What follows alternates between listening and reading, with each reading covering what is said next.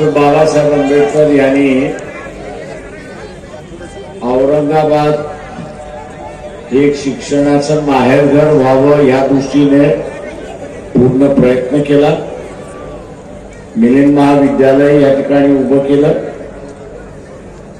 हेतू हा होता की एकदा माणूस शिकला ते गुरखायला सुरुवात कर।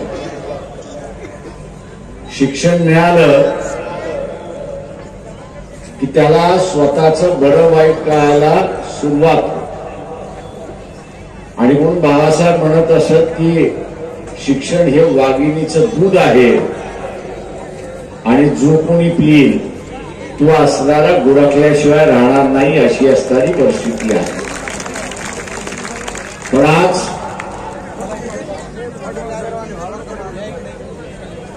एक वेगळं संकट या ठिकाणी आलेलं आहे, हे आपण लक्षात घ्या। एक वेगळं संकट आलेलं आहे। ओबीसीवरती सुद्धा तेच संकट आलेलं आहे, एससी एसटी वरती सुद्धा तेच संकट आलेलं आहे।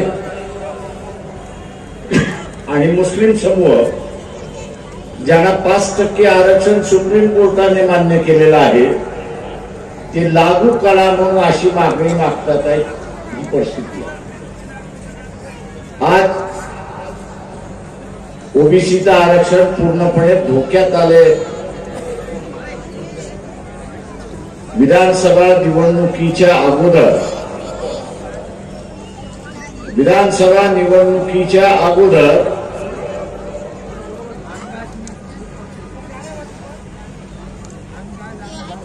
विधानसभा निवडणुकीच्या अगोदर एक 7-8 दिवस सुप्रीम कोर्टाचा निर्णय आला।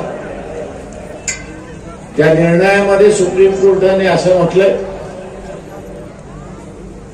की ग्रामपंचायत असेल, पंचायत समिती असेल, जिल्हा परिषद असेल, नगरपालिका असेल, महानगरपालिका असेल,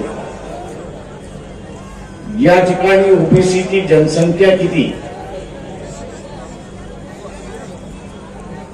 ओबीसीची जनसंख्या किती ही माहित नाही।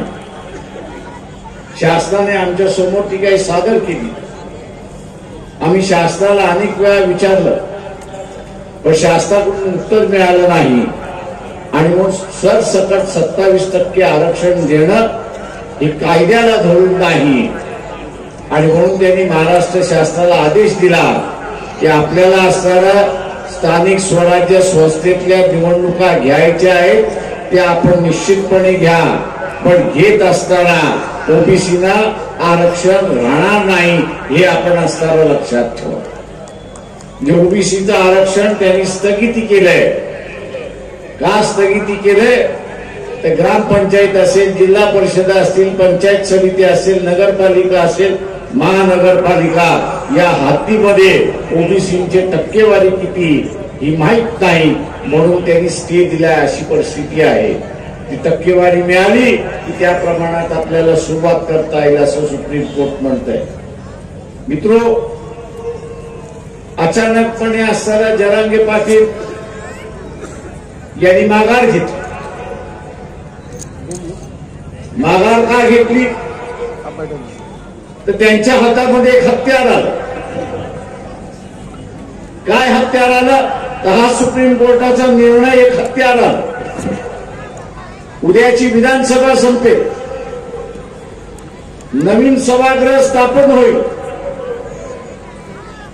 आणि नवीन सभागृह स्थापन झालं की त्या सभागृहामध्ये पुन्हा एक ठराव मांडला जाईल, हे आपण लक्षात घ्या। त्या ठरावाचा आशय हा आहे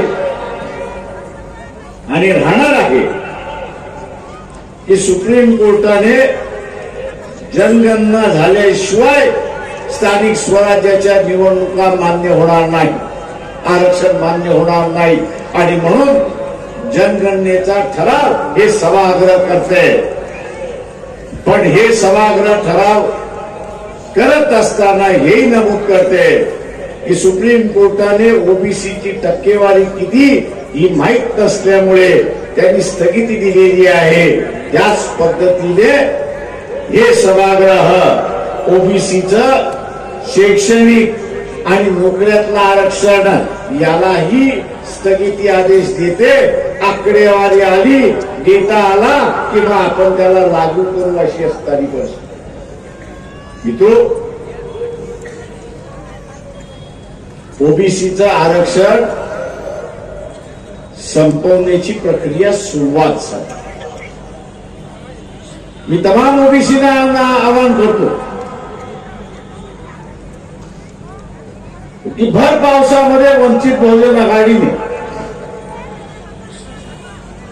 आरक्षण धरून यात्रा काढली नसती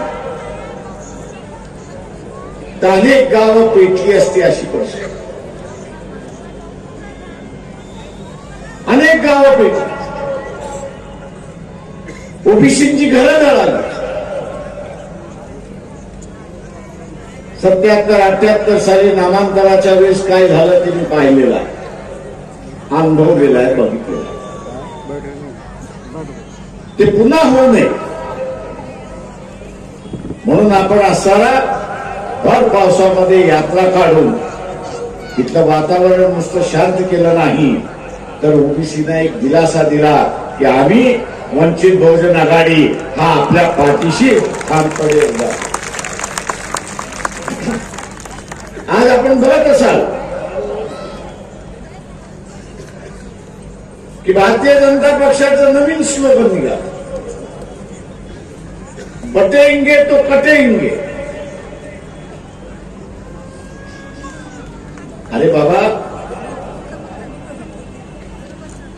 बटेंगे कोण ते तर पहिल्यांदा सांग. इतकी वाटती झाली,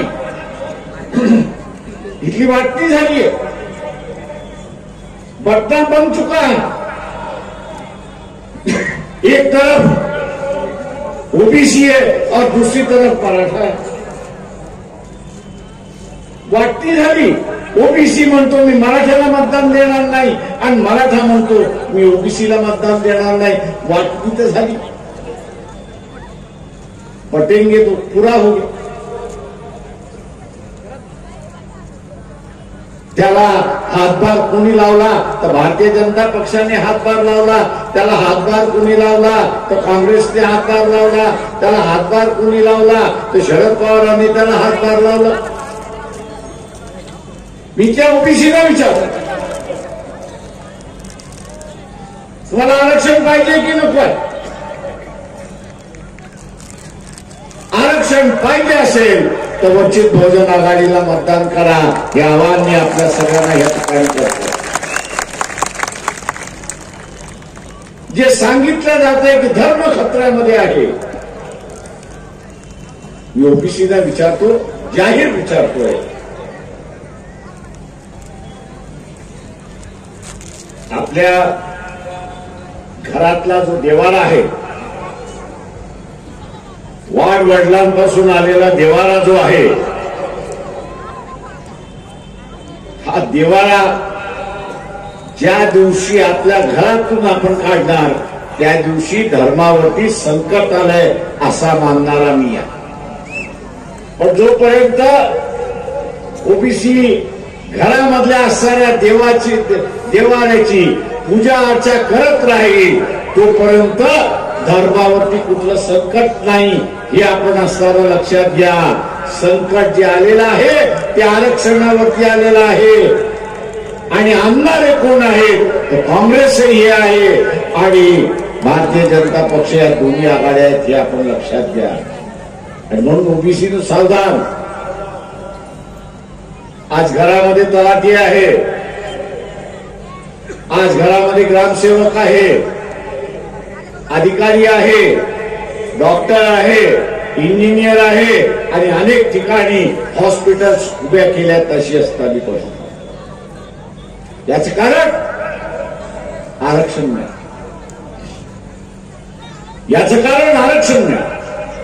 आणि उद्याच हे आरक्षण बंद झालं तर हा कारखाना बंद होईल आणि कारखान्याला आरक्षणाला टाळं लागलं तर असणारा आपला फायदा कसा होणार याच्याकडे पाहणं महत्वाचं आहे.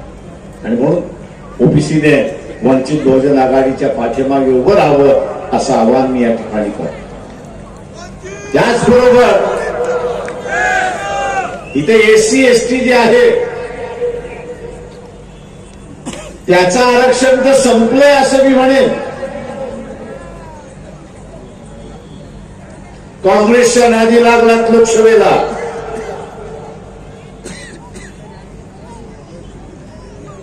आणि सुप्रीम कोर्टाचा निर्णय आला. काय निर्णय आला की एससी एसटी मध्ये वर्गीकरण झालं पाहिजे आणि वर्गीकरणाबरोबरच क्रीमी लेअर सुद्धा लागू झालं पाहिजे.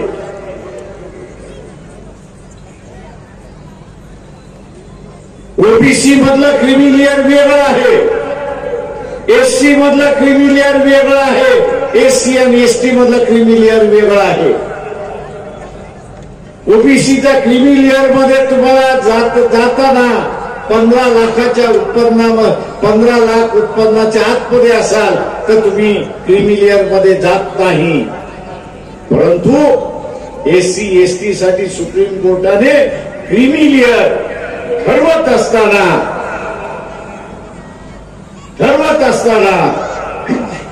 त्यांनी वेगळा निकष लावला हे आपण लक्षात. तो निकष काय आहे? एका कुटुंबामध्ये एकाने आरक्षणाचा लाभ घेतला असेल, एकाने कुटुंबातल्या व्यक्तीने आरक्षणाचा लाभ घेतला असेल तर ते कुटुंब क्रीमी लेअर मध्ये येतं असं नमूद केलेलं आहे. क्रीमी लेअर मध्ये येतो असं नमूद केलेलं आहे. आणि म्हणून ज्यांनी फायदा घेतलाय, आरक्षणाचा लाभ घेतलाय, तो क्रीमी लेअर मध्ये गेलाय. हे आपल्याला मान्य आहे का? पहिल्यांदा असताना मला सांग. ज्याला मान्य आहे त्याने हात वरती करावा, ज्याला मान्य नाही त्याने आता हात वरती करा. वेळा होत आलेला याची मला जाणीव आहे. मी आपल्या सगळ्यांना असताना आवाहन करतोय की आत्ताचा लढा हा आरक्षण वाचवण्याचा लढा आहे. आणि आरक्षण वाचवायचं असेल तर आमदाराशिवाय वाचू शकणार नाही हे आपण लक्षात घ्या. त्याला आंदोलन करून, सेमिनार घेऊन हायकोर्टाचा सुप्रीम कोर्टाचा निर्णय हा रद्द करता येणार नाही. तो रद्द करायचा असेल तर लोकसभेला आणि विधानसभेलाच अधिकार आहे हे लक्षात घ्या. आणि उद्या हा अधिकार वापरायचा असेल तर आमदार असल्याशिवाय वापरता येणार नाही. आणि म्हणून इथल्या फुले शाहू आंबेडकरी मतदाराने, ओबीसीच्या मतदाराने गॅस सिलेंडरचं बटन दाबून आपण या सगळ्या उमेदवारांना प्रचंड मताने विजयी करा हे आवाहन करतो आणि आपली रजा घेतो. जय भीम, जय भारत. या ठिकाणी उमेदवार